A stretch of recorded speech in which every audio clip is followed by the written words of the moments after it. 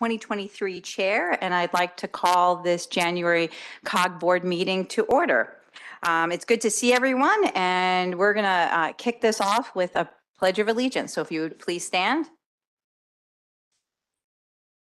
I pledge allegiance to the flag of the United States of America and to the republic for which it stands, one nation, under God, indivisible, with liberty and justice for all. All right, on to today's meeting, and today is the day that I get to pass the torch as the COG board chair, and it has been an absolute honor to serve this past year. We've made great progress in a year. A year goes by very fast. Just remember that, Charles. And as we know, regionalism isn't always easy, but that's why we show up. Because we know this is work that has to be done. It's work that needs to be done across borders, across jurisdictions. And we did have a very fruitful year this year, a year of collaboration and cooperation. We worked on the first regional fair housing plan in a generation, accelerated electric vehicle infrastructure planning, set new solar energy goals for 2023, and convened area leaders to work towards ensuring Metro's long-term financial sustainability. Personally, I want to take a moment to thank all of you on the board. It's been a pleasure working with each and every one of you. And in particular, I want to thank the COG staff. We have incredible staff here at COG, and I want to just say thank you to everyone. And I'm going to name a few people, and that's not to, and it's always dangerous, I know, to do that. But in particular, this was a year of transition with a new executive director. We also had some longtime COG staff retire over the last year, and new staff join us, and they didn't miss a beat. And I hope none of you noticed, because our meetings ran smoothly and we got the work done. And that's to the credit of Simone, Lindsay, Steve, Monica. Thank you so much for everything. And Amanda and everyone who has really, I think, upped our game here during our board meetings and in between. So I just want to say thank you to each and every one of you. And particularly thank you to our Executive Director, Clark Mercer, for all your work this year and collaboration. It's been a terrific year, and I look forward to continuing my time on the board and working with all of you. And now is the time that I get to present the report of the COG nominating committee. These are individuals who are nominated to serve as the 2024 COG Board of Officers. The nominating committee met in November to discuss and vote on the nominations in front of you today. The proposed nominations included in Resolution R1-2024 are as follows: Chair Charles Allen from the District of Columbia, Vice Chair Rodney Lusk from Fairfax County, and Vice Chair Ruben Collins from Charles County. I'd like to call a motion and a second for the resolution. So moved, Chair Randall, Loudoun County. Thank you. Second, Denise Mitchell, Mayor Pro Tem, College Park. Excellent. And thank you for saying your names. It makes it a lot easier as well. All right, we have that moved and seconded. Any questions or comments? Not seeing any. All those in favor of the resolution, please say aye. Aye. Any opposed? Any abstaining? All right, not seeing any. The motion passes, and I want to say congratulations to our 2024 officers. And now I'm going to turn it over to our newly elected COG board chair, Charles Allen, who's going to continue the meeting. And before I do that, I do want to note it is Charles's birthday today, so happy birthday. And don't forget to pick up your lunch, and we have a little bit of a treat for folks today. So thank you for having a birthday. Thank you so much, Kate. I woke up this morning and was like, you know what I want for my birthday? I want to be the chair of the COG board. And I will note, though, it was also Kate's birthday just a couple of days ago as well. So there's something clearly going on. But happy birthday to you as well. Most importantly, though, Kate, I think on behalf of all of us, on the behalf of the staff and everybody associated, want to express our deep gratitude for the leadership that you have really provided this. I think back to many of the challenges and the debates and the work that we've done over this last year. You talked about our efforts around fair housing, helping lead us through setting our climate goals, our solar goals regionally, where we all share a deep commitment, but we have to navigate how, as jurisdictions, we're meeting that. I think you helped lead us in a very superb way that helped bring that together. And then, of course, what is going to be a long-term effort, but the stability for Metro and our WMATA financing to face this that has to be done as a region. Your leadership in that has been phenomenal, and we're really grateful for it. And I think it has charted the course for what's going to happen over the next couple of years. So thank you very much for that. So on behalf of the COG board, that means that I get to now present you with this plaque commemorating your year as chair. And I'm also warned to be very careful not to drop it because the gavel is not attached, apparently. But hold on, we got this. Okay. I promise not to break it as my first act. All right. So Kate, we're going to stand here, but I'm going to hand you this plaque and we're going to take a quick picture, but it is a lovely gavel and a plaque that I'm trying not to put my fingerprints all over. Thank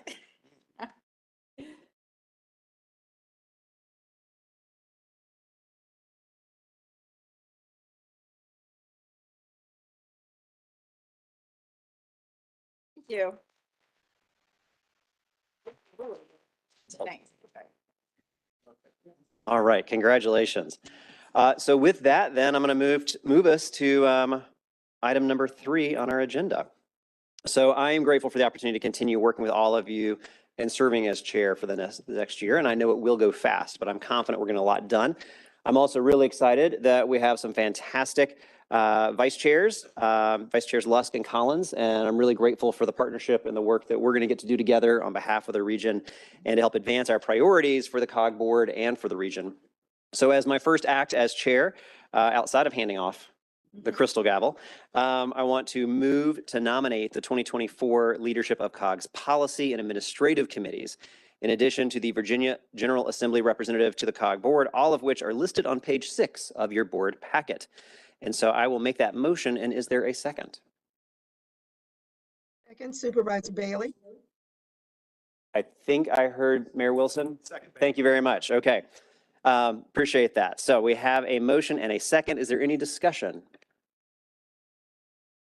Ms. Randall. Can we, just for the record, read off the names of the, especially the General Assembly members who will be attached to, appointed to the COG, just for the record, because I actually looked for it and as I'm looking for it right now, still don't see it. So just for the record, can we read those off? I certainly can. I don't literally have that in front of me at this exact moment. But perhaps I can turn to Monica to help us read out those names if you'd like. It is on page 6 of the board packet. Monica, can you come in with an assist?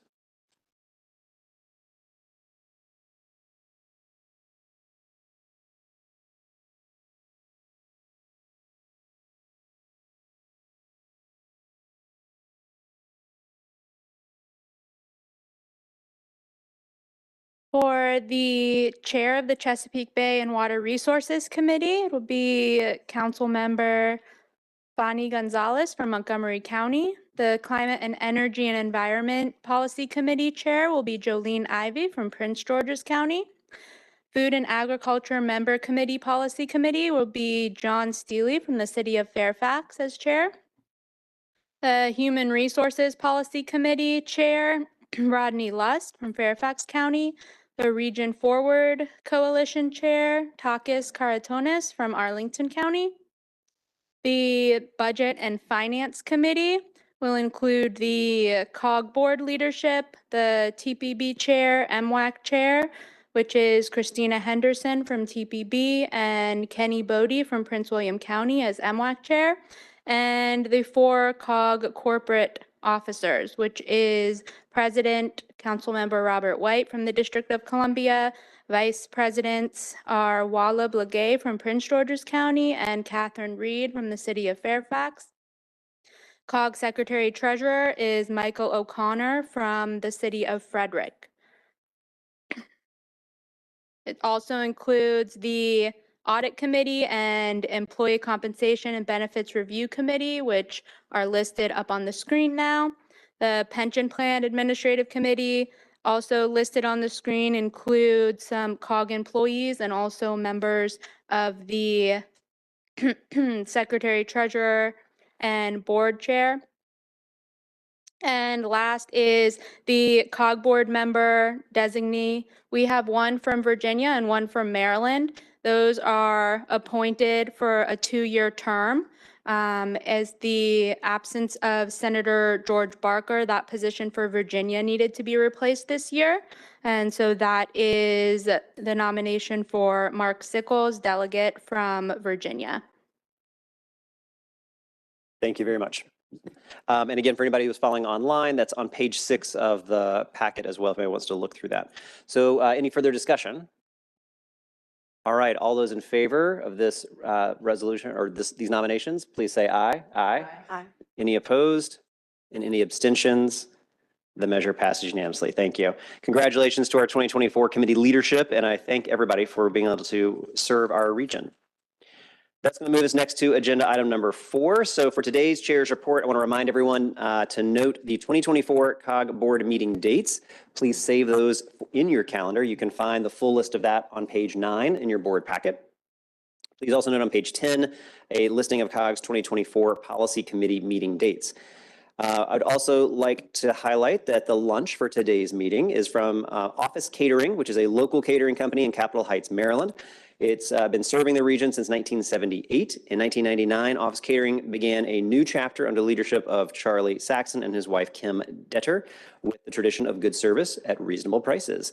Office Catering has served as a unique company supporting the efforts of the hazmat teams at Brentwood Postal, the emergency teams at the U.S. Department of Transportation, COVID testing labs, vaccination clinics, and emergency feeders for senior living facilities throughout the pandemic, and in addition to a number of other universities and community organizations throughout the region with the goal of building a stronger community.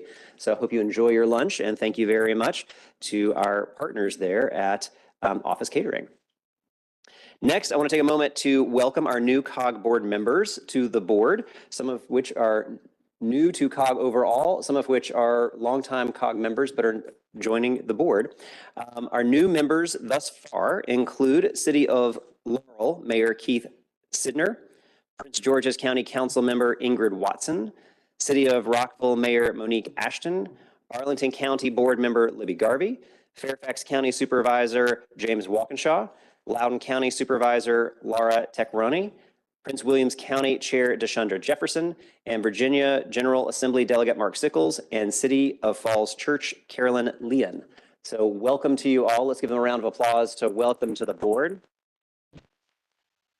And I do, just for the sake of introductions, if any of our new members would like to just quickly and briefly introduce themselves, would welcome to do that. And perhaps I'd start to my left, moving this way, just to have a little order to it before anybody jumps in. But to our new members, welcome, and give you a chance to just introduce yourselves. My name is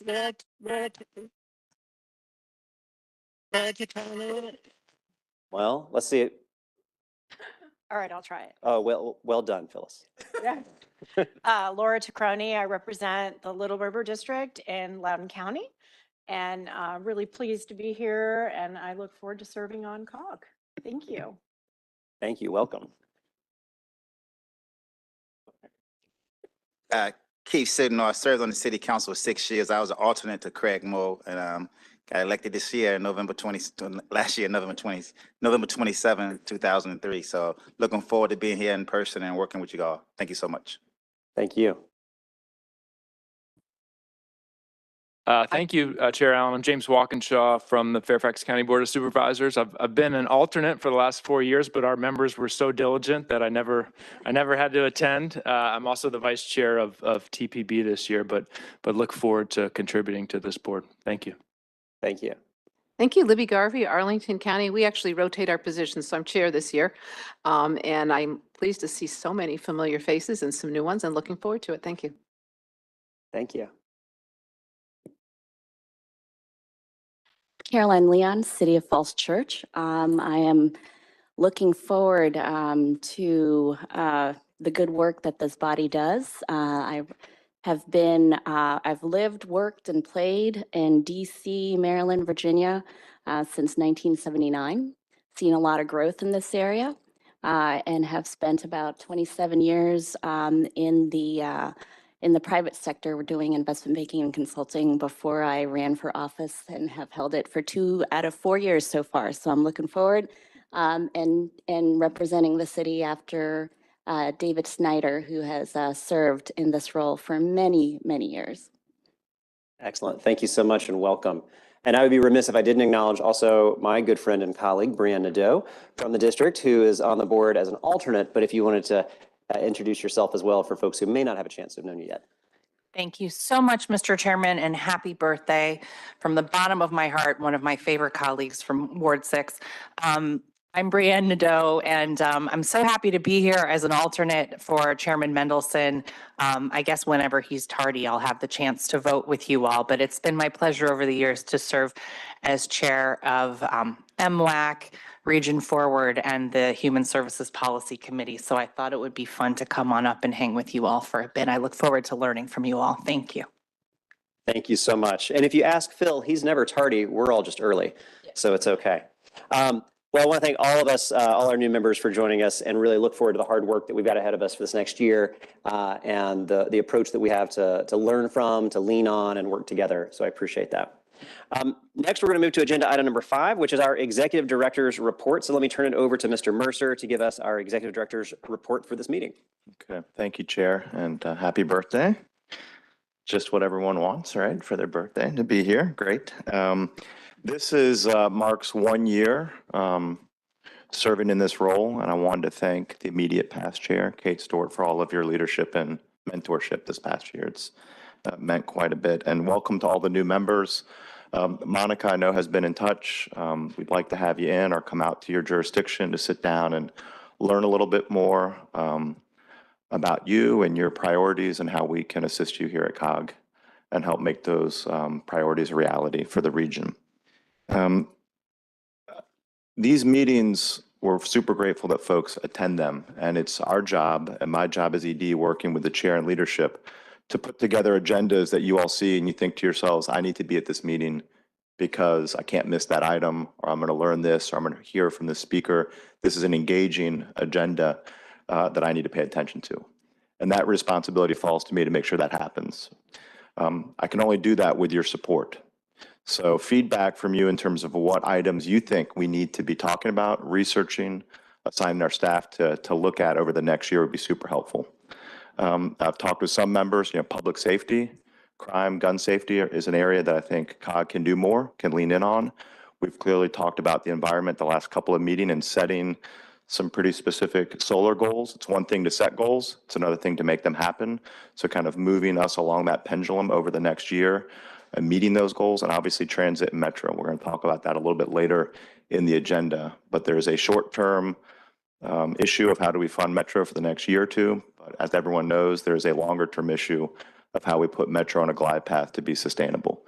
Those are the big topics that we're tackling, and many others as a staff, but hearing from you is what's most helpful to me.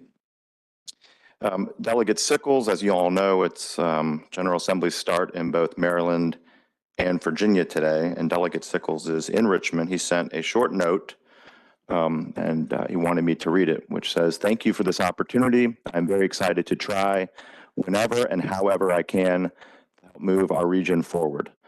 Many challenges and opportunities we can only meet together." So as for my report, a few items to cover. The Fair Housing Plan was mentioned. That was submitted to HUD at the end of December, and that was a multi-year effort between COG and 8 participating jurisdictions and housing partners to develop shared goals and strategies to reduce housing discrimination and create more inclusive communities. The plan states regional goals while laying out specific approaches of the participating jurisdictions that respond to the needs of individual communities. COG is now supporting members through implementation of the plan, and the full plan is on our website. Enhanced mobility. In December, our TPB board approved $10.2 million in funding from the Federal Transit Administration's Enhanced Mobility Program for 23 projects that expand transportation access for older adults and individuals with disabilities in our metro region. The majority of the projects were awarded to support vehicle acquisition costs. In public safety, in the final months of 2023, Our Department of Homeland Security and Public Safety facilitated 5 regional calls regarding First Amendment activity, planning to support coordination of situation awareness for the COG police chiefs, emergency managers, fire chiefs, and our chief administrative officers.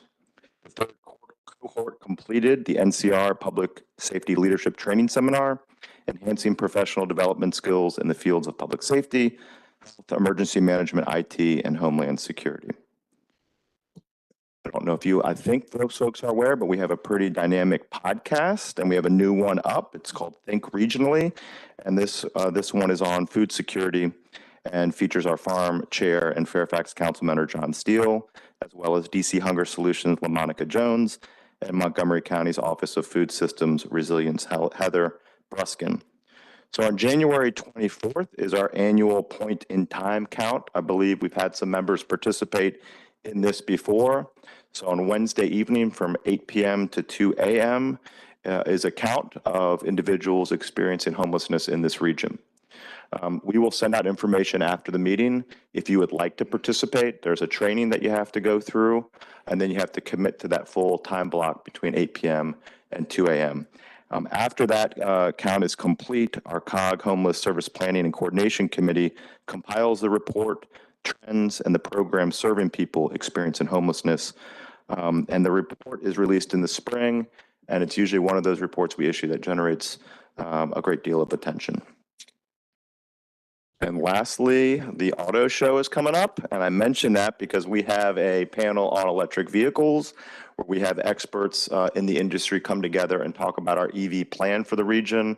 How many chargers do we need? What kind of charging stations? Making sure that they're in every neighborhood, not just wealthier neighborhoods. What are some issues with security, cybersecurity, that sort of thing? It's a dynamic roundtable, an event I learned a lot last year. Also, you get a free ticket to the preview. So that is bury the lead up front there. But that is January 18th from 2 to 5.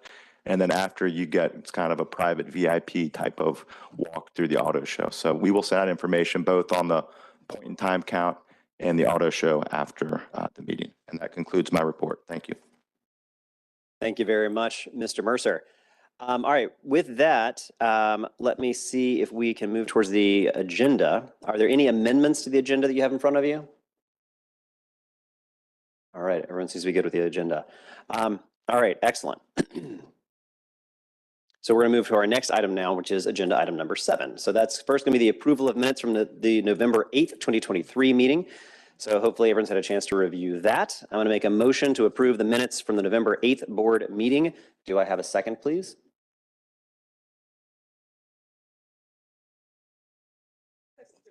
I think I heard Ms. Perry say a second. All right, thank you. That was just, it was an enthusiastic meeting. Clearly, everyone wants to jump in on this one. So with a second though from Ms. Perry, thank you very much. Is there, all those in favor, please say aye. Aye. Any opposed? Any abstentions? Ms. Garvey, just have you recorded as an abstention. Absolutely. Mr. Walkinshaw, anyone else? Sid no. Extension, I wasn't here. All right. Just making sure our team records all of our abstentions there. Thank you very much, but the motion does pass. So thank you very much. Next, let's move to our consent agenda. This is agenda item number 8. We have 3 resolutions that are on the consent agenda today. You can find them on page 20 of your board packet. And let me make a motion now to adopt resolutions 3, 4, and 5 from the consent agenda. Is there a second for that? I heard Second, Supervisor Bailey. Ms. Bailey and Ms. Garvey both did a second, so I'll do a coin toss. I think I heard Ms. Garvey first. So Ms. Bailey, I'll save you for the next one. I appreciate it. So any questions from board members about these resolutions before I call for the vote? All right, and hearing, seeing none. Well, Monica, does the motion just pass or I need to vote, right? Let me just call a vote. All those in favor, please say aye. Aye. Any opposed? Any abstentions? The measure's passed. Thank you very much. All right, next we're going to move to agenda item number 9, which is the FY23 audited financial statements. So the board will be briefed on the FY23 audit report, and then we'll be asked to adopt resolution R6-2024, which will be accepting the FY 2023 audit and authorizing the extension of the independent audit firm's contract to perform the FY 2024 audit. Links to a summary of the audit and the full audit report can be found on page 22 of your board packet. But let me turn to and invite our COG Audit Committee Chair, Emmett Jordan, to brief us on that report. So let me turn to Mr. Jordan. Hey, good afternoon. Thank you, Chair Allen. I want to acknowledge my peers on the Audit Committee, Daryl Moore from the City of Manassas and Maryland Senator Brian Feldman. The audited financial and compliance reports for COG for fiscal year ending June 30th, 2023 were presented to the Audit Committee on December 4th, 2023 by Principal Sean Walker of CLA LLP. A link to the report is in the board packet on page 22. There are two parts to the audit report: the financial statement section and the compliance for each major federal program, and the report on internal controls over compliance section. The auditors have issued an unqualified clean opinion on the basic financial statements, confirming that COG's financial information fairly represents its financial position. The auditor's required communication to the board of directors has been provided as a separate document and can be accessed on page 22. The auditors also issued an unmodified opinion on the schedule of expenditures of federal awards, and COG now qualifies as a low-risk auditee. There was, however, a significant deficiency noted in internal controls over compliance with documenting suspension and debarment with vendors. No costs were in question, as this was just a documentation issue that's been addressed with updated procedures to ensure appropriate documentation. Page 51 of the financial statements has more detail. Note 12 in the financial statements addresses the pending GASB statement changes in financial reporting, and this was also reviewed by the Audit Committee on December the 4th, 2023. Based on this review, the committee is recommending approval of the Resolution R6-2024, accepting the FY 2023 audit report and selecting CLA LLP to perform the FY 2024 audit, LLC, at a cost not to exceed $85,000. This resolution can be found on page 23 of the board packet. I'd like to acknowledge COG Chief Financial Officer Julie Massog, who is here, and COG staff for all their work working with the auditors and moving forward with this. Julie, would you like to make any comments? I appreciate the audit committee's work and review. As usual, the audit is very thorough, and we appreciate the hard work and partnership that we have with our audit firm. And it's always a pleasure to work with the committee to review the results, because it is quite a lot of work on our part, so we appreciate that. And as you mentioned, the one comment was cleared. It's really a minor documentation issue, but we take it very seriously, and we'll be following up diligently, probably to the extent that maybe a little over diligent, but that's better than under. So we do appreciate that they found that, and it has been readily addressed.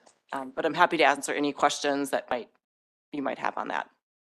Hey, thank you so much. Chair Allen? Thank you very much, Mayor Jordan.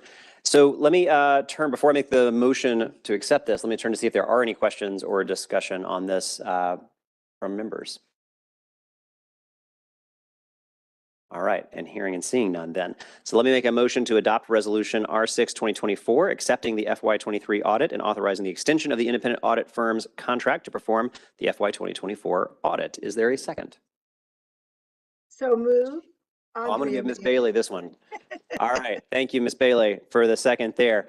Is there any additional discussion before I call for the vote? All right. All those in favor, please say aye. Aye. Any opposed? And any abstentions?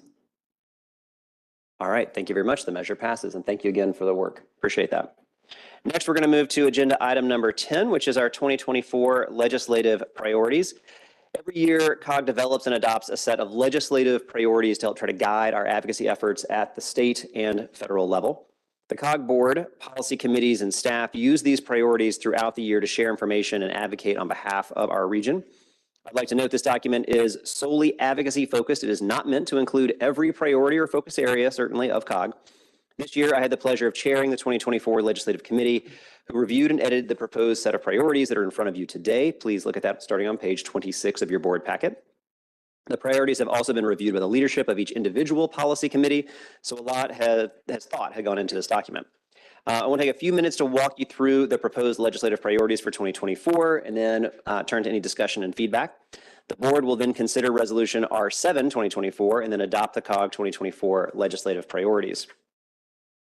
If you can pull up page 26 and follow along with me, I'll try to summarize the document, highlight updates from last year, and then we'll open the floor again for any discussion on all of the topics. Throughout the document, you're going to see themes of infrastructure investment, advancing equity, and increased local government input. The first section focuses on transportation funding, planning, and connectivity. And we'll talk about, in the next agenda item, securing additional funding for Metro's operating budget as a top legislative priority for COG.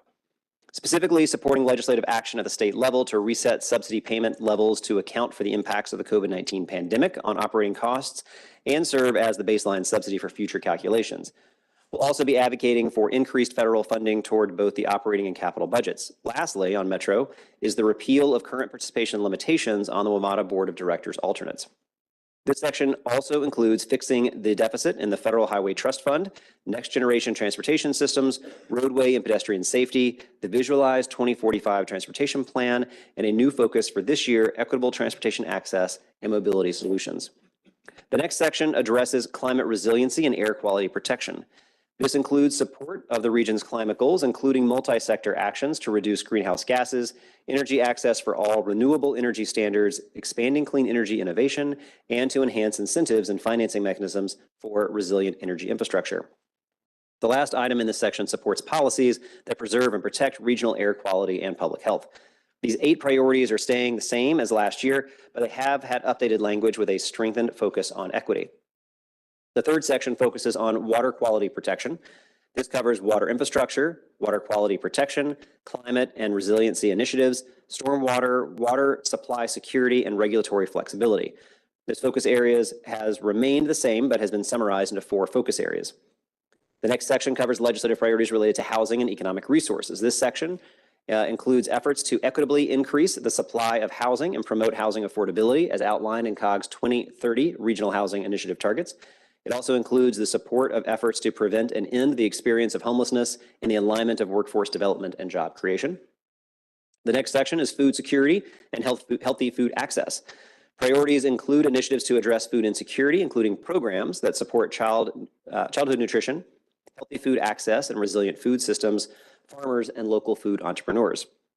The next section is the health and human services. This section has been moved to a standalone section in 2024 and focuses on efforts to combat substance use disorders and increased access to mental health services.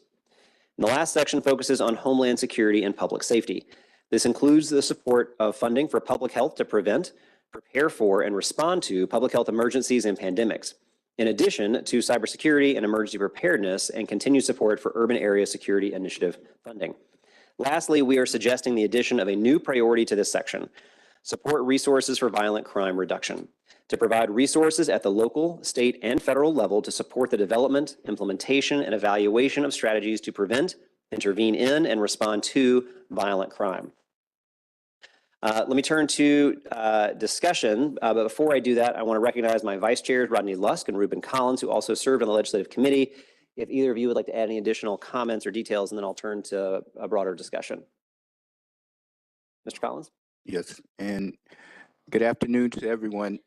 As it relates to diversity, equity, and inclusion, I think it might be wise for us to seek some discussions on the continued efforts to derail these programs in the private sector as well as the public sector.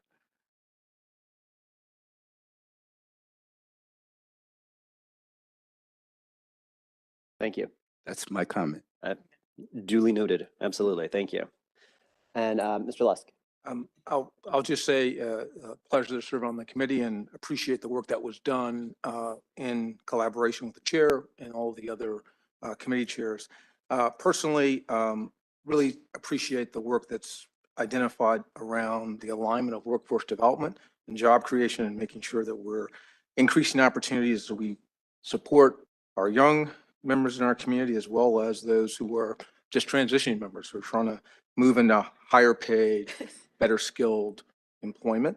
And I'll say the other point that was salient to me and one that we talked about as a part of the legislative committee is this issue of behavioral health. And I know I can already look and see Chair Randall, just the acknowledgement that this is an issue that is so pervasive and that we really need to figure out how we address the issues around our youth and this concern around mental health, this concern around fentanyl and the increase in the use of those types of substances in our schools, high, middle, and now elementary, is very disconcerting. So we've got to come up with some solutions to address that. So I appreciate those 2 points. And with that, Mr. Chairman, I'll conclude my remarks. Thank you very much.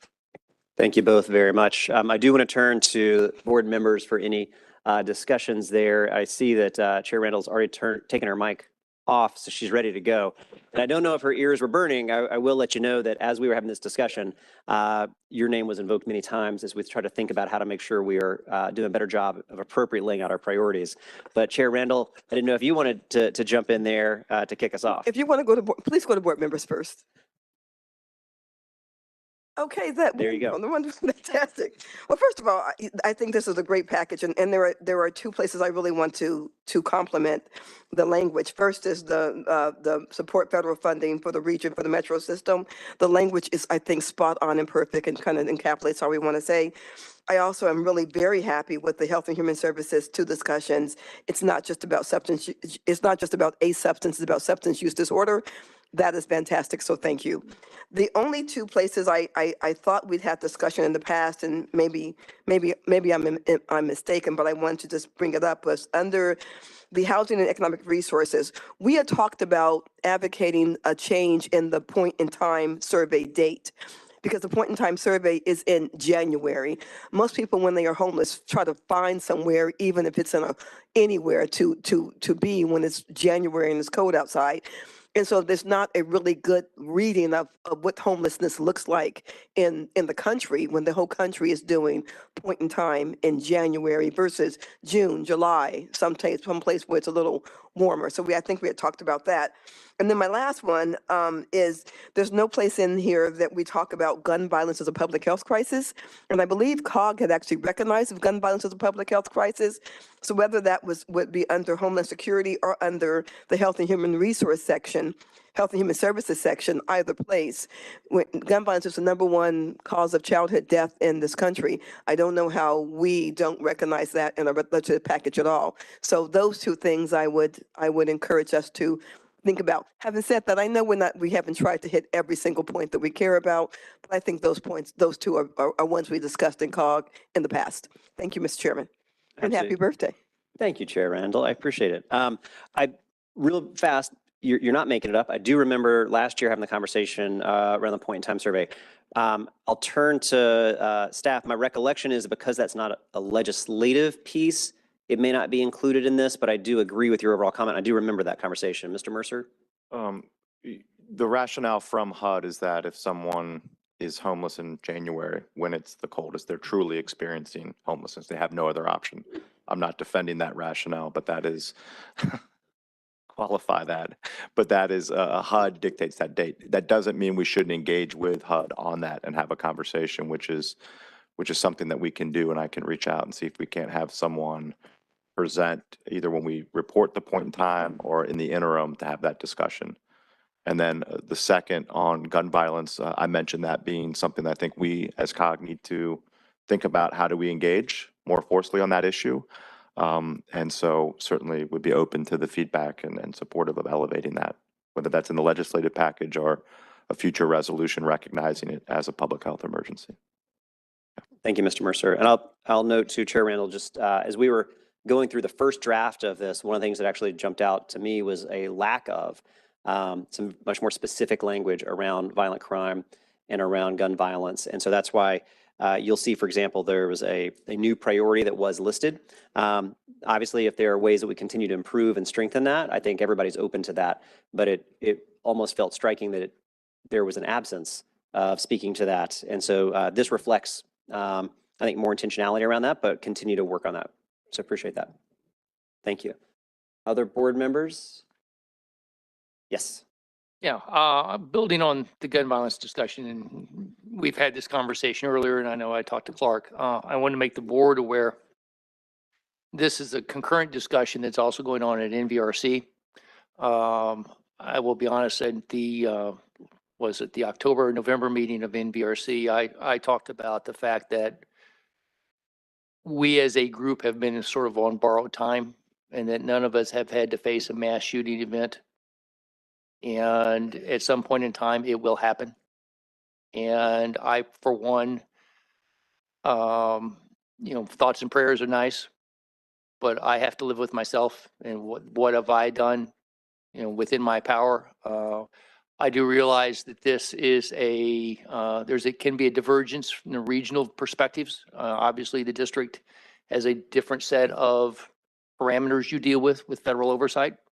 I'm not conversant with Maryland, but Virginia certainly is at the point where there may be some changes and some movement forward, if not now, certainly in a couple of years. And part of this thought, to be very honest, is trying to lay the groundwork for support in the Virginia legislature for 2 years from now. And I appreciate staff and the executive committee putting this, starting the process. I think we need to make this a significant priority, and I think we need to flesh it out a lot more. Gun violence, whether it's a mass shooting into school or someone robbing the 7-Eleven, to Phyllis's point, it tremendously impacts all our communities, and we all know this. And if we aren't recognizing this and making this a priority, I'm not quite sure what is a priority. So I want to make the board aware again, where NVRC is at. Libby and I are working on that with NVRC, and NVRC will be coming up with probably some proposals in the January, February timeframe. Thank you. Thank you very much, and look forward to that. Ms. Garvey? Yeah, thank you. And I'll just corroborate that. We are talking and just support everything that's been said about addressing the issue of guns. One of our discussions back in that NVRC meeting afterwards was, we could write the press release right now. We know what it's going to say. And that's just crazy. That we know this is going to happen. We know what's going to get said because we know what happens. We really just have to start dealing with it and not just waiting for it to happen. So I'm pleased that this has come up here. Thank you. Thank you very much, Ms. Garvey. Ms. Nadeau? Thank you, Mr. Chairman. I wanted to add something to the conversation about the point in time count, just in case I'm not present for the discussion that we have later for consideration. Many of the jurisdictions in COG have additional services during winter time that are not available during the summertime. And because of that, folks who may be couch surfing during the year with friends tend to come into those additional services because their friends say, look, the city or the county's got something. Can you get off my couch, please, and go use that? So the reason that is beneficial is to do the count in January is because we do count the people in all those beds. And it's a little easier to count the people in our own facilities than to find them on the streets, even though we do a pretty great grid search. So I would note, just for the discussion as it moves forward, that there definitely are some benefits and that we often find more people in the winter because they do come access services within the region. So I'll add that just as a thought as the former chair of the Human Services and Policy Committee, and I thank you for your consideration. Thank you very much. Mr. Walkinshaw. Yeah, thank you, Mr. Chairman, and thank the committee for great work. I mean, it's a really robust program. The only thing that just kind of jumps out at me, in large part because it is our number one legislative priority in Fairfax County, which is education funding. And I don't, unless I'm, and I apologize if I'm missing it, I don't see an explicit reference to increased federal and/or state funding for K through 12 education. And I recognize probably don't want this to be a 37-page program, but that strikes me as a big one that we might want to consider if it's too late at this juncture, perhaps for next year.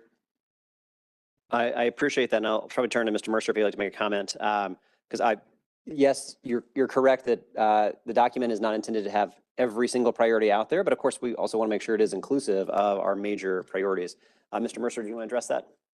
I would just agree with both comments. I mean, historically, COG does not do a lot with our K through 12 and superintendents. One, that doesn't mean we shouldn't moving forward. And we talked about workforce and some public safety issues in terms of wraparound services, which certainly there's a lot of overlap there. But that doesn't mean it shouldn't be in legislative priorities because it's an obvious and clear priority for everybody. I'm happy to table it for further discussion in the upcoming program, but just want to raise it. No, I appreciate that holistic approach. Thank you very much. Okay. Stuart? Thank you. I just want to thank everyone for their work on this and agree with Chair Randall on and others who spoke regarding gun violence. And I wonder, and again, as we've just said, there was a lot of work that went into this document. And if the board isn't at the point to make this decision, we can have a deeper discussion.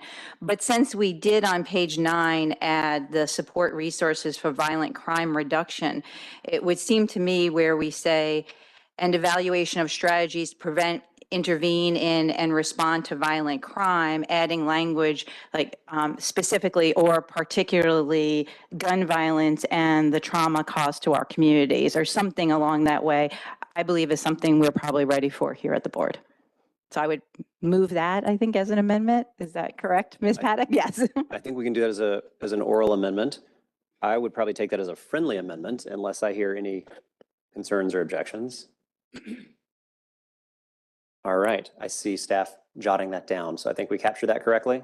Okay, then we'll consider that amendment accepted. Thank you very much. Any other discussion? Mr. Chairman, Ms. Bailey. thank you very much. I would also, if it's not already lined out, I would also offer a friendly amendment to adding in the behavioral health piece. That is a national agenda. And I agree with what Chair Randall has said about our children in the discussion as well. And that is from a national and state perspective, there's funding that's added in the budgets for that. And so I think that should be a focus for us as well. Thanks, Ms. Bailey. Are you, just to make sure I follow correctly, were you making an oral amendment or a friendly amendment? Yes. Okay, and just for the staff to be able to help clarify, which section were you looking to, can you help make sure you outline that for me? It's for the Health and Human Services section. I don't, is there a section there for Health and Human Services? I'm seeing a nodding from the staff, and I might turn. On page 8, Mr. Chairman. Thank you. Thank you. I didn't see the nod. I'm sorry. But I would also add, Mr. Chairman, a focus on behavioral health in regards to youth. Got it. So Ms. Bailey, let me do this. I'm going to turn to Ms. Pandick and Mr. Mercer to see if they can capture what you just said, so that at least from a staff perspective in writing, we've got this correct. Yeah, we can add youth to that paragraph on the increased availability of access to mental health services on page 8. There's a list of different services and issues, and we'll add to youth. We'll specifically call out in that paragraph. Thanks. Ms. Bailey, does that feel like that's consistent with what you were trying to achieve? Yes, thank you. Okay. All right. So just to follow my procedures, then I'm going to accept that as a friendly amendment unless there's any objection.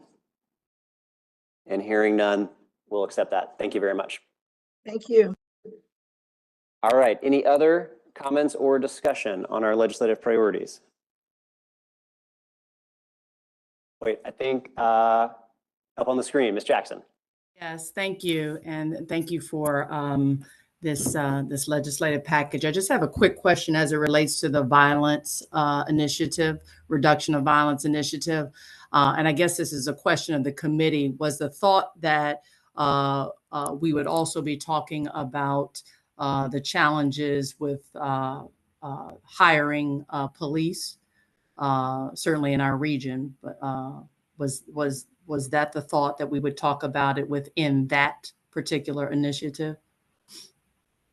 I would, because this is a legislative priorities, I think we were trying to incorporate broad language that could then be used by others. So for example, calling for supporting increased resources I think was the intention to keep it broad from a legislative priority perspective, which would allow specific actions jurisdictions, either state or federal, might be looking to take regarding hiring incentives or other efforts could fit with under. And that's at least how I think it was intended. I see the staff nodding in agreement. And so, Ms. Jackson, I don't know if that helps answer the question for you, rather than the specificity of particular recruitment tactics, trying to speak in broader language around increased resources and support. No, that's helpful. I think it is certainly important that we continue to have that discussion as we talk about the reduction of violent crime. But that's helpful. Thank you, Mr. Chair. Absolutely. Thank you, Ms. Jackson. All right. Let me turn one more time to see if there's any more comments or discussion. All right. First off, thank you for everybody's really thoughtful comments and recommendations on this document. So with that, then, I will be proud to make a motion here to adopt Resolution R7-2024, which would approve the 2024 legislative priorities. And do I have a second? I'll second that. Thank you very much. So many voices out there. I know. All right. So with it being seconded, now let me see if I can call for a vote. All in favor, please say aye. Aye. Are there any opposed? And any abstentions? And the measure passes. Thank you very much. All right, next let's turn to agenda item number 11, which is the Chief Administrative Officer's Work Group on WMATA Cost Structure and the interim report. For this next item, we're going to be briefed by our COG Executive Director, Clark Mercer, on the recommendations in the CAO Work Group on WMATA Cost Structure interim report. Securing additional funding to address the upcoming fiscal year's operating budget and the longer-term financial stability of Metro is going to continue to be a top priority for COG, and I believe will be a top priority for every single one of us. I want to thank our past COG board chair, Kate Stewart, for her leadership with the Metro Funding Strategy Group. I know that she is going to continue to help us think and be in leadership. I look forward to continue working together with members of the strategy group to move forward recommendations that we're going to hear about today. Councilor Stewart, I was actually going to turn to you. Is there anything you'd like to add before we turn to Mr. Mercer about this? I just want to add my thanks to everyone who has jumped in here, from the CAOs group to the elected officials group and our COG staff and the staff in all the jurisdictions. We really kicked off this effort at our July leadership retreat, where we brought folks together from around the region to have this conversation. And from there, a great deal of work has been done. And I'm glad that we are able to go through this interim report today and continue these conversations. So I just want to say thank you to everyone. We appreciate it. Thank you very much. So Mr. Mercer, let me turn to you now for your presentation. Okay. Let's get the slide deck up, and might make sense for me to walk through these recommendations in their totality first, and then hopefully that will engender quite a bit of discussion.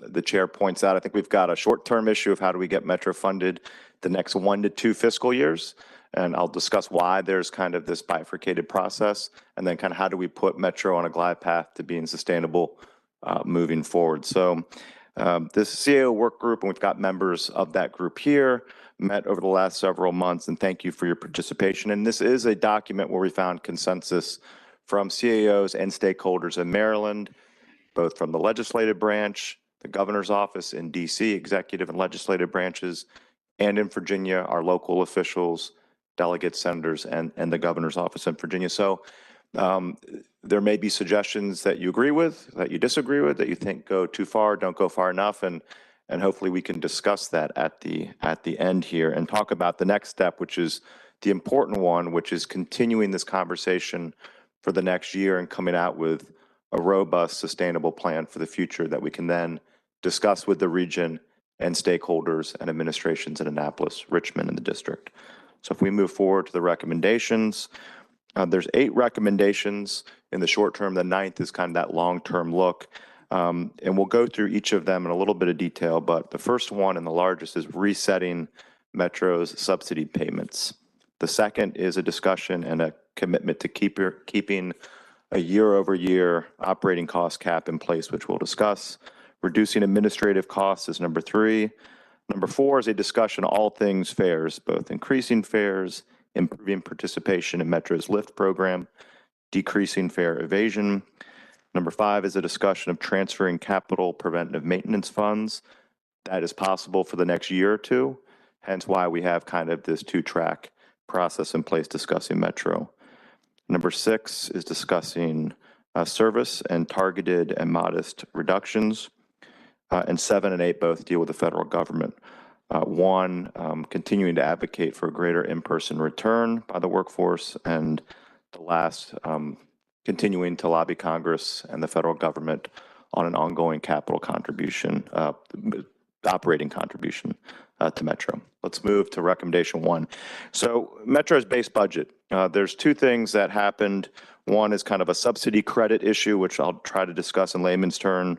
And then we all know inflation and labor costs have risen the past couple of years. So the way that Metro applied a credit to all of its members in Maryland, DC, and Virginia, when we had a lot of federal money coming in the last few years, Metro did not bill its members for a couple of years. And in doing so, it's got to pick back up its bill where it was 2 years ago. And it's limited to increasing its cost 3% year over year. So its bill this year kind of has to go back in time and issue the bill as if it were 2 years ago. That's about $196 million difference if they had kept issuing that bill and there had been a 3% increase each year. So that's when we talk about rebaselining Metro's budget. It's recognizing that their cost increased the last couple of years. And then inflation and contract costs were extremely high for everyone and for Metro the last couple of years. And that bit is that $266 million line. So when we talk about resetting Metro's base budget, that takes legislation in Maryland and Virginia, because Metro cannot issue a bill that exceeds 3% from when it last issued a bill to Richmond or Annapolis. And in fact, if it does, for example, in Virginia, they can freeze their payments to Metro in totality. So we've got to reset what Metro's base budget looks like. And there may be some discussion, is it those 2 numbers combined? Is it some variance of those 2 numbers? But clearly Metro's costs have increased the last couple of years, and this is a recognition of that. And there's legislation in both bodies now, and Monica can speak to this, that we'll be tracking and advocating for in Annapolis and in Richmond. This first recommendation is really paired with the second, and it's clear that there, if we move to the second slide, there's some disagreement, confusion over this 3% cap that was put in place back in 2018 when the region came together to provide capital infusion, ongoing capital infusion of $500 million a year to Metro. Legislation also said that Metro's budget needs to be limited to a 3% increase year over year. Now, there's some exceptions to that if a law is passed and they've got to spend money, or if there's a new station that's opened. So it can exceed 3%, but there needs to be predictability, and it needs to be a number that you all can manage, that we can manage. And as you look to revenue sources that grow in your cities or counties, it's got to be something reasonable and predictable. There was consensus to keep that 3% cap in place. And as we move forward with Metro, I think we need to have a discussion, and there needs to be clarity around their obligations. They've got a collective bargaining agreement. And last year, personnel costs increased 10% in that CBA. Their personnel is 70% of their budget. So that CBA is being renegotiated now. It would be in place, I think, next summer. And I think this 3% cap and what your expectations are in terms of what Metro's budget is year over year, we need clarity and transparency to Metro so that they can incorporate that into their discussions as they put a new CBA into place. And whether it is 3% or another percent, or whether it's tied to CPIW or some other measure, the message was loud and clear. It needs to be predictable and manageable from the members that pay Metro's bills. That's recommendation number 2. Recommendation number 3 applauds Metro kind of on their reducing administrative cost. I believe it's around $100 million in one-time costs that they found, savings, and $50 million in ongoing costs. It's really, as I think all of you know, as you look to put together your budgets, it's those ongoing costs that you owe year in and year out where we need to find more savings. This was a bit of a consensus how this was worded in terms of how prescriptive the report is, but we encourage Metro to continue to look at reducing those costs. And relevant to recommendation number two and the upcoming personnel discussions. That's obviously a place for reoccurring costs to be looked at. Recommendation 4, a bit of a consensus recommendation as well. All things fares. So fares have remained relatively flat over the last several years. Costs have increased for all of us and consumers. The thought was fares can probably be increased. If you increase them too much, people stop riding, which is a bad thing. So there's a happy place that we probably need to land there. I think Metro understands that. They're looking at what some of those costs can be that are reasonable. Metro has the Lyft program. If you're eligible for SNAP, you get 50% off of your rides for Metro. We feel that we can probably help Metro get more folks to sign up to that program. It is undersubscribed right now. So from an equity standpoint, if we're looking at raising costs, those that need to ride Metro the most, who perhaps can't afford current fares or certainly increased fares, we need to also double down on increasing the Lyft program and then decreasing evasion. You hear that quite a bit. Look, fare evasion is something that happens at every transit system in the world. And Metro has taken steps to decrease fare evasion. They've put in these new gates. I'm sure you've seen them. 70 to 90% decrease in fare evasion at the stations where they're installed. So we applaud them and encourage them to continue to take steps to decrease evasion. But all three of those are kind of wrapped under recommendation 4, which deals with fares.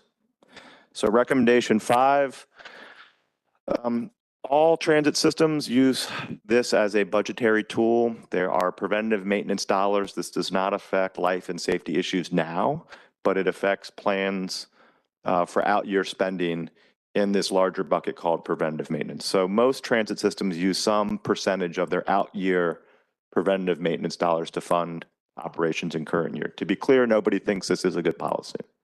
Nobody thinks that we should be leaning into this year in and year out. What Metro has proposed after hearing from the region that our members cannot absorb a $750 million bill this year is transferring more preventative maintenance dollars than is customary for Metro. And they can do that for about a year or two. What that does is it moves up their capital needs, that fiscal cliff for capital, from the end of this decade to 2028, 2027, somewhere in that. So what we're looking at is both capital and operating issues. We can't look at just operating, we need to look at capital. We'll get to kind of what some of our jurisdictions have pledged in terms of their commitment to Metro. I will applaud Governor Moore and his administration. They have proposed $150 million a year for the next 2 years, and then $250 million a year after that. And that would, that presupposes some preventive maintenance transferring, but not the maximum amount. They are not comfortable with Metro moving the maximum amount of dollars in this category. But that's an open discussion that we should certainly have. Recommendation 6. So Metro is providing more service now than they have provided in the system's history. And we have asked Metro and heard loud and clear from the CAOs that nobody can approve just a 10% service cuts or 5% or 2% or 20% without knowing exactly what that means, without looking at the bus lines, without looking at the lines on the Metro system and having a discussion with Metro. Okay, that's something that we can absorb. That's something we could perhaps bring in-house. That's a line that at that time of the day on the weekend isn't being used as much as during the week to get folks back and forth to work. So there's some recognition that this could probably be trimmed, but it's got to be a scalpel approach, right? And it's got to be very targeted and thoughtful, although it will show certainly that Metro is doing everything it can to bring in its costs. And 7 and 8, we get back to the federal government. So the in-office participation, and I think this is kind of worth me always repeating, is I think everyone recognizes that the world has changed and there's going to be some degree of hybrid work. When you look at those percentages by your members in terms of local governments, when you look at state governments and you look at the private sector, where all those entities are and where the federal government is, there's a wide gulf. The federal government is an outlier right now in terms of how much it allows remote work to occur. Oftentimes fully remote, sometimes once a pay period coming in, sometimes once a quarter coming in. And particularly in the district when you own or lease 30 to 40% of the office space. We can talk about efficiency and effectiveness, but from a dollars and cents standpoint, it makes it really hard to generate the kind of tax revenues and velocity you need to run a metro system. So we're going to keep encouraging the federal government to try and at least get to be where your member governments are, or where the state governments are, or where COG is, right? Once a quarter is just not something that I think that we want to raise the white flag on and say that's just going to be the new normal for the federal government.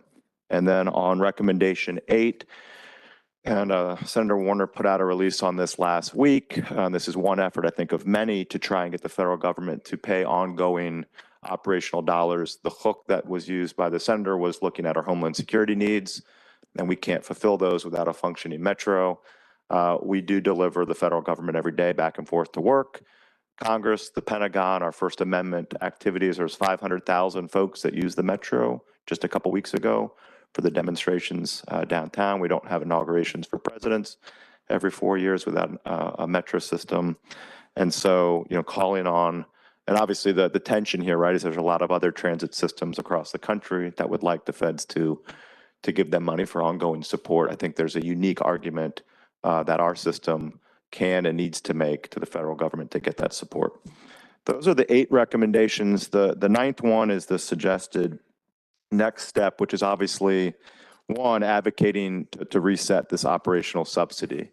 And there are bills in Maryland right now. I believe there'll probably be budget amendments. The governor has some language in his budget that would allow for this, but we need to advocate to our delegates and senators to reset that operating subsidy. In terms of a clear statement of our members paying their metro bills, the way the bills are paid are different. In Maryland, it goes to Annapolis. It's paid out of state tax dollars. So the Governor Moore has made a commitment, and obviously given the atmospherics around what needs to happen in Maryland in terms of looking at transportation and funding, it should be applauded no matter what, but particularly given the tough environment, the governor should be applauded for his efforts. Obviously in the district, and we've got representatives here, it goes to the district, the mayor and council working together to pay that bill. In Virginia, it's a little bit different. Virginia's got to be different. Chair Randall, it's the bill is typically split between the state and the localities. And right now, there's a robust discussion going on. I don't think it's going to be a surprise to anyone that out of Richmond, they're encouraging locals to pick up that bill in its entirety. And our local jurisdictions are pointing out that's just not a sustainable way to move Metro forward. So when we advocate for our members to pay that readjusted bill, we particularly do call out Virginia and the role that the state needs to play in paying that bill. And then we are already starting to sit down with kind of Metro and other stakeholders to talk about what a year-long process might look like to put together a more robust look at Metro and transit in this region in general. If we assume that we're going to have some degree of preventive maintenance dollars used in the next 2 years, and we'll be able to figure out funding in this legislative session in Maryland and Virginia, and the district will come through for Metro, then we have a 2-year window to have a regional discussion. And I think probably half that time needs to be doing the heavy lifting, working with each of you on what that plan looks like. And we need to reserve a good amount of time for socializing and selling that plan to this region. So we're starting to look to pivot to have that longer term conversation. And obviously we'll talk about that at future meetings.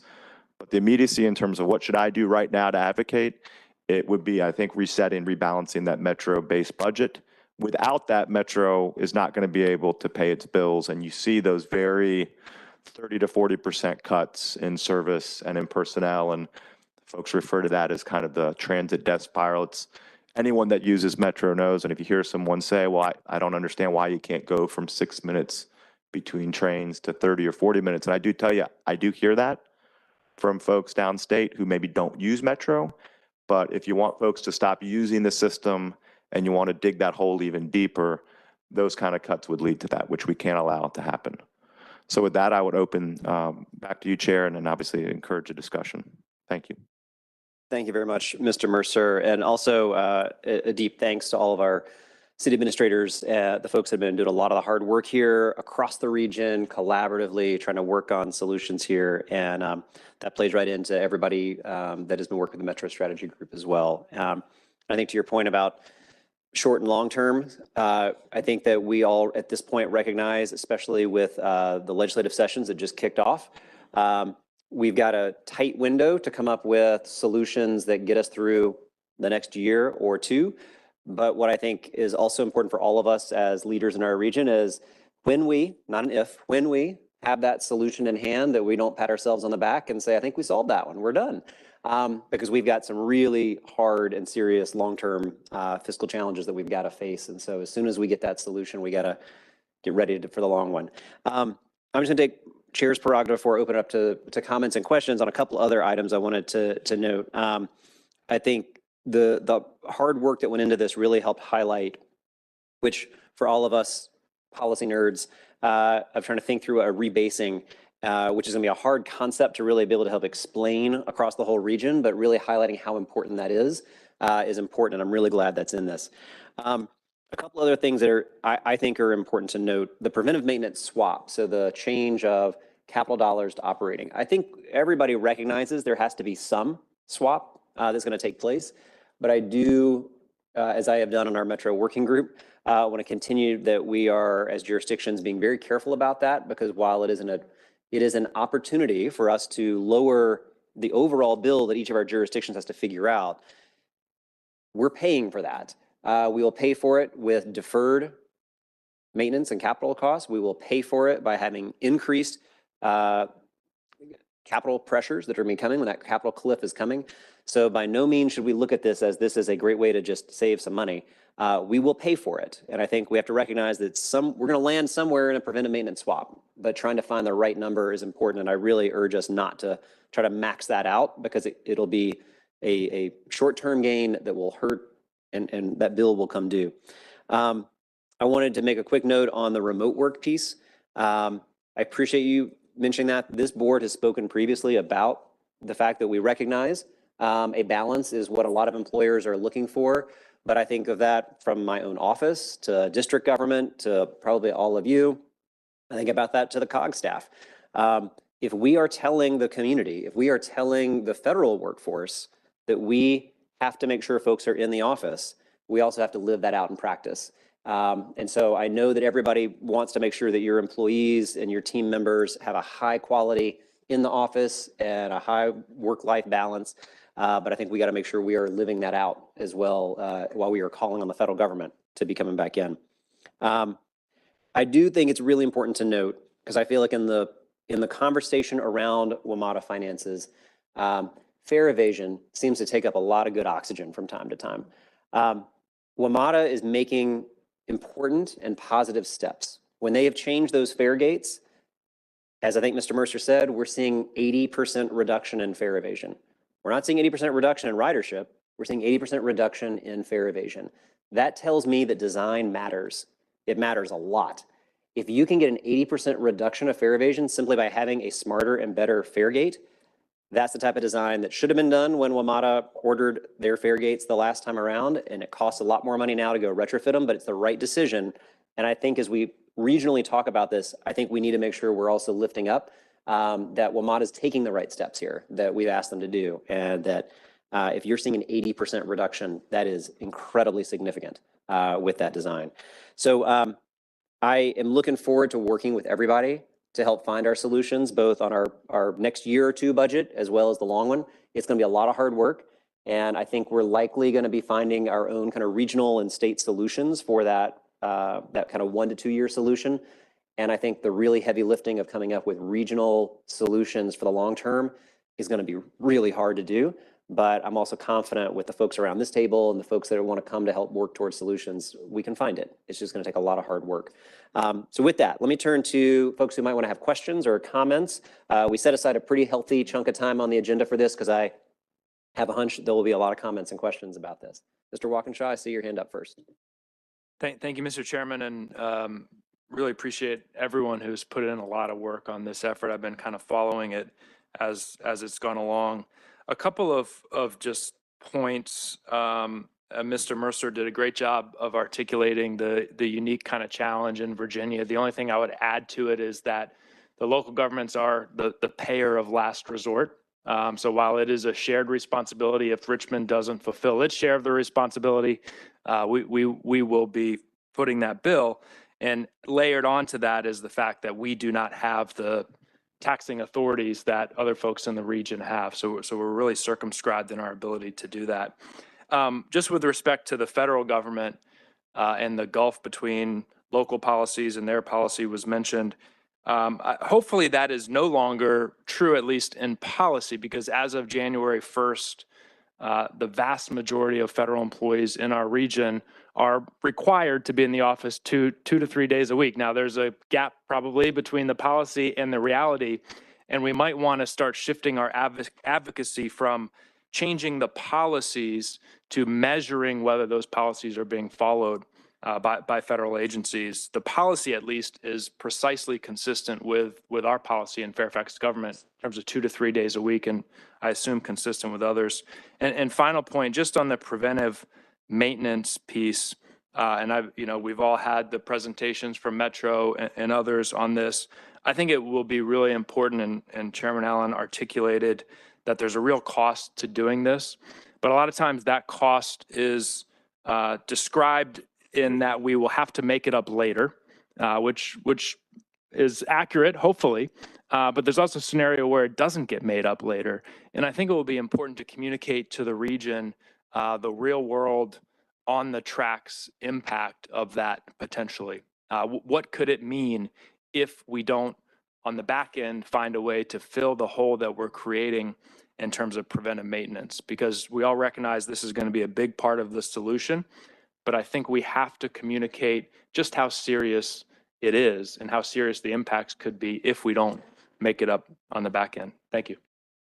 Absolutely. Thank you very much. Vice Chair Collins. Question for Mr. Mercer. As you're aware, most of the state of Maryland is not serviced by Metro, but it will require the support of all of the jurisdictions to ensure that it's budgeted correctly. And so my question is, are there talking points that could be distributed through this body that could be used as a mechanism to really assist our legislators in understanding how important this actual legislation is? We will get talking points to the board.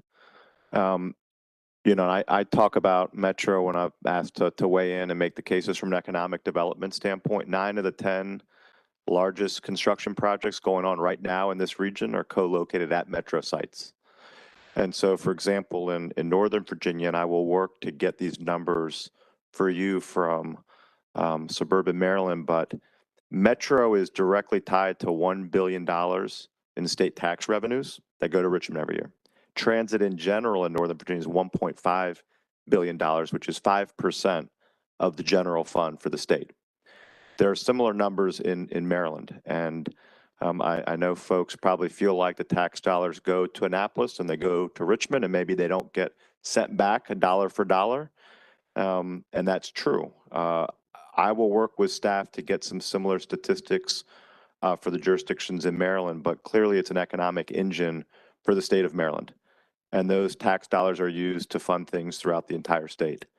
And so we need to be cognizant and remember that. And certainly we get some push and pull in both states about why should we fund this transit system that's not in my jurisdiction, because it produces a lot of tax dollars that you do use to fund education and roads and transit and social services in your respective jurisdiction. We need to be able to make that in a kind but assertive way. So let me work on some footprint-wide numbers, but specific to Maryland that can be used. It would be helpful because, as you're aware, Governor Moore has already in his budget decreased transportation spending significantly. So I think having that type of argument would be very useful to really highlight the economic development impacts. Okay, great. Thank you. Let me turn to Ms. Stewart, then I see Mr. Donahue after that. Great. I just wanted to follow up absolutely on the economic impacts regarding WMATA. I also like to add and would request that we also look at the climate change, because there is no way that we are going to meet our climate change goals if we don't have a robust public transit system and WMATA available. And so I think that is also part of these conversations that we need to be having. So thank you. Thank you very much. Let me turn to City Administrator Donahue. Thank you, Chair. So I had a chance to be able to sit on and participate in the CAO working group. I went to every meeting, and it was a mixture of a wide swath of CAOs and elected officials, experts from COG, all looking at the same issues. Metro did participate throughout. They got asked tough questions. They provided both responses, both verbally and in writing. And so I think it's a really outstanding document that we present before you. The two things, if I could sort of layer on just some of the discussions that through the lens that I think about it, is that one, Metro is vital to state economies, to local economies, to individuals. It's vital to individuals who use Metro. It's individuals for people who don't use Metro, who really need people to use Metro to have other modes of transportation function. We do have to me, look at two things. One is as we look towards what I think has to be a regional long-term solution. One is that each of us in our respective jurisdictions is going to have to find a way to figure out FY25. So in the district, we submit our budgets a little bit later, so our fiscal year is a different start date. So we keep a close eye on what Maryland and Virginia do as we go through formulation, as with the mayor's office, we're doing right now to hand to our council in March when the mayor submits her budget. So we have to get over FY25 in a way that allows for there to be a healthy functioning Metro when we do actually come to a long-term solution. So there's a phrase that was used, which is I think like the death spiral, point of no return. There is a point at which if services are cut too significantly, you don't have ridership to be able to try to win back. If fares are raised too significantly, you drive enough people off, you don't have riders to win back. So we have to be able to make sure we get through 25 in a responsible way that allows for us to have a healthy, robust Metro system. So when we do have a long-term solution, it's actually serving a system that we're handing off to that solution adequately. The second element that we have to tackle, in addition to getting through FY25, is Metro's costs are growing at a rate that is unsustainable. So to put very bluntly, Metro's costs grow faster than all of our revenues do. So we can come up with a long-term solution tomorrow. Next year, we'll have the same challenge because their cost growth will be higher than our revenue growth.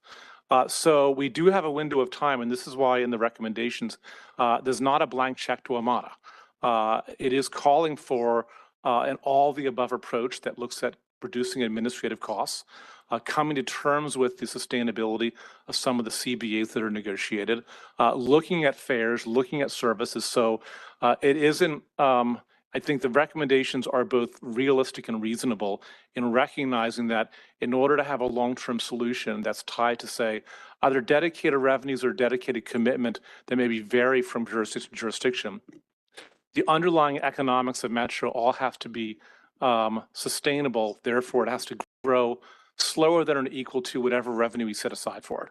So the next couple of years is also vital to making sure we thread the needle of having a really robust system that the choices we make as we do our budgets now allow for Metro to be sustainable. And Metro also looks within itself, and the Metro board does, to have adjustments that allow for a long-term solution to actually match what their costs are, because right now the cost growth is just too high. Thank you very much. I've got Evan Glass, then Denise Mitchell after that. And to our board members that are joining virtually, if you want to get in the lineup, if you could just raise your hand, I'll make sure I get you in the lineup there. But let me turn to Evan Glass. Mike, yeah. You hear me over here? Great. Thank you. Thank you, Ms. Nadeau. I just want to extend my appreciation to staff, to the CAOs, and to everybody else who worked on this. And then secondly, thank Governor Moore for laying down the gauntlet in the state of Maryland and across the region by pledging $150 million this year and next year. And wish him and all of our colleagues in Annapolis and Richmond as well good luck on their sessions that began today. And I know these conversations are going to be robust and in depth in rooms outside of here, right? We're having a cordial conversation. I have to presume every single one of us is in agreement of what needs to get done. The detail of how we do it is the debate. But I just want to add one extra element for consideration as we engage in these conversations. It was alluded to in the report, the differential between the riders of Metro Rail and Metro Bus.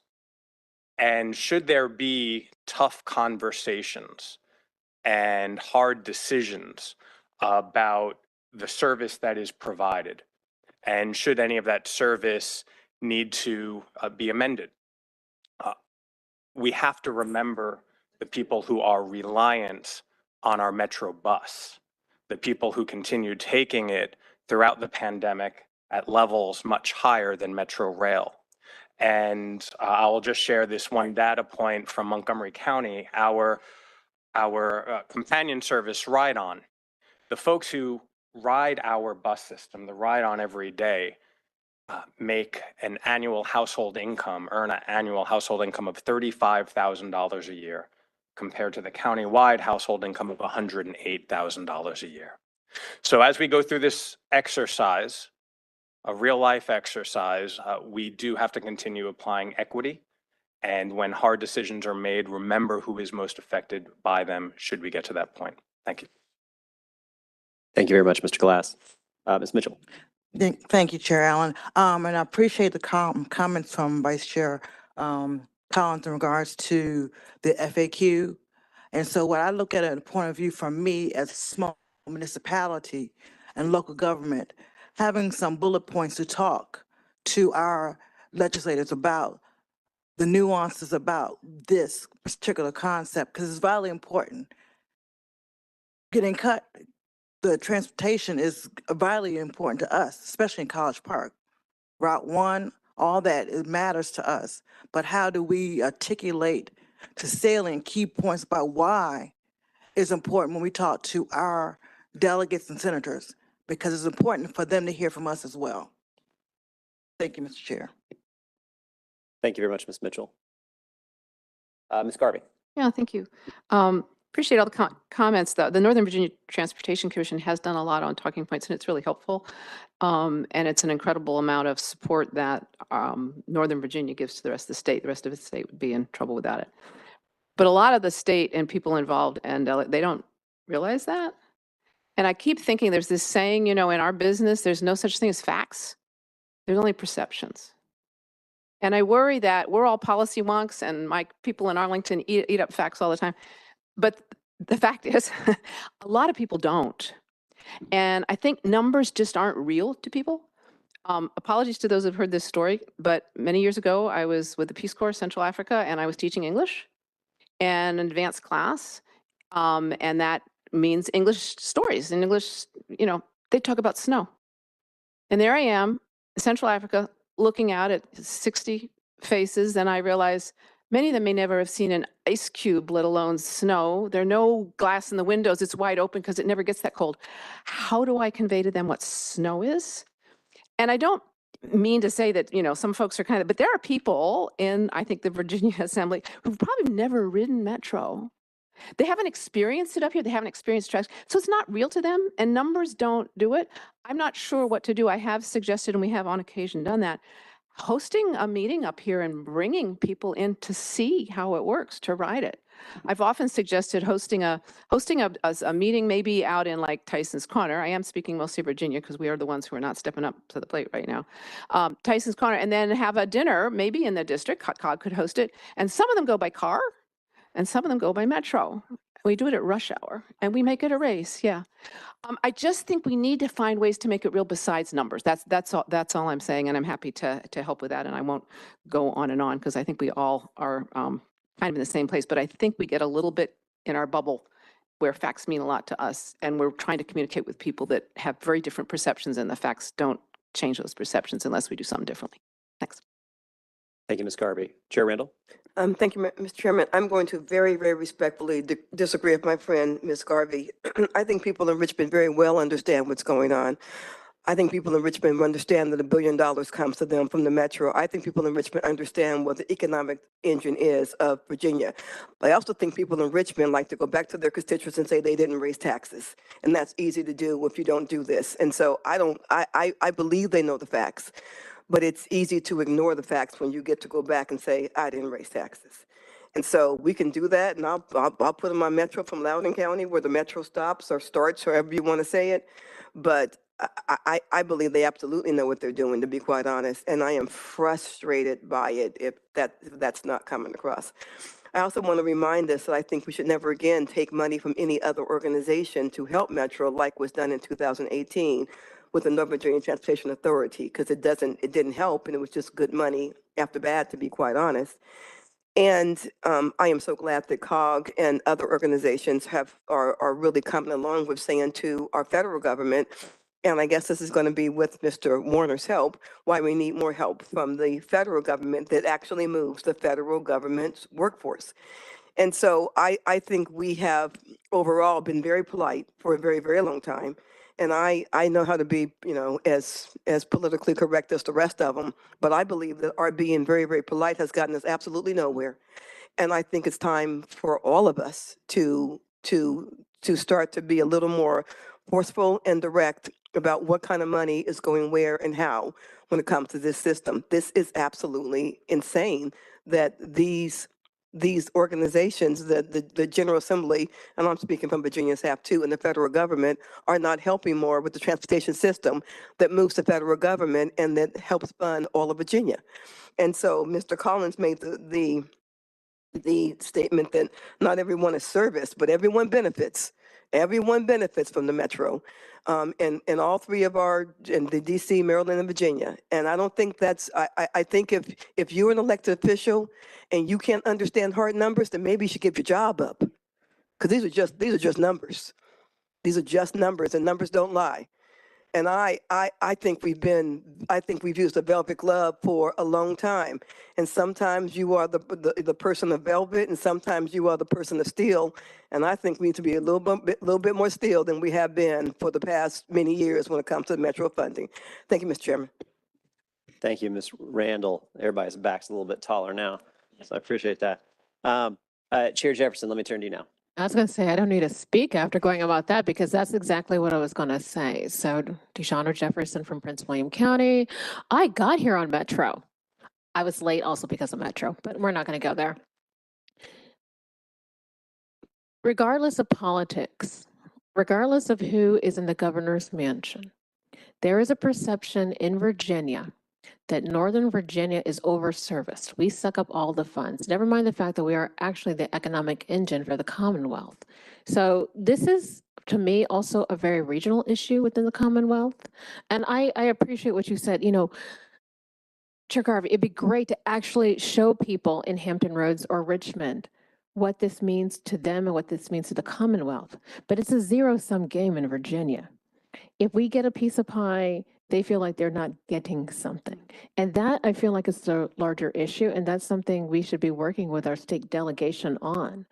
It's Northern Virginia, we're not being greedy, but we have certain needs that really do keep the Commonwealth running, and there needs to be a recognition of that. Obviously, I'm biased. As I am Prince William County, I do take the Metro, but that really seems to be the larger issue, and that's something I'm willing to talk to the other Northern Virginia representatives here about. How do we really keep making that push, regardless who's in the governor's mansion, to make sure that they understand this is a critical need, not just for us, but for the Commonwealth? Thank you. Vice Chair Collins, you want to jump back in? To Chair Randall, I want to make it clear, I absolutely support this. I was speaking to individual. I'm visualizing, and I'm not naming names that represent jurisdictions throughout the state of Maryland that would not support this at all. So that's what I was seeking. I want to make it clear to everyone. I am in absolute support. The The record will so reflect. Mr. Collins, absolutely. I want to be cognizant of time as we still have one more agenda item to go, but want to make sure I turn to see if there are any other. Mr. Wolf, did you take your mic off? Did you want to jump in? Might as well jump in. First off, Mr. Mercer, Clark, I wanted to say, going back to the discussion we had at the retreat, the kudos to the group that has been able to get the MWADA leadership to recognize reality and adopt significant cuts in their administrative cost. Because if you remember that those discussions, we were told we just can't do it. It was a flat refusal. So very much supportive of that. But I will also go back to what I said at the retreat, in that yes, Metro is important, but Metro is not the only transit agency that is facing these issues and that serves the region. I can't speak to Mark. I'm willing to bet they probably have very similar circumstances to Metro on a smaller scale. Certainly VRE does. And a solution that does not address all of the transit agencies that serve all of our people and go into and this federal workforce is going to be politically difficult in Virginia. I can say that. I can talk, from my delegation, the people I've been talking to, a solution that does not include the other agencies is that's Metro specific, or there's no plan for the other agencies, is going to be a challenge. Thank you very much. All right. Any other comments, questions, feedback? All right. As anticipated, a robust discussion. And so I appreciate that to everybody. But again, reiterate our appreciation and thanks to all the folks that helped put that set of recommendations together and the hard work of the COG staff too. So thank you all very much.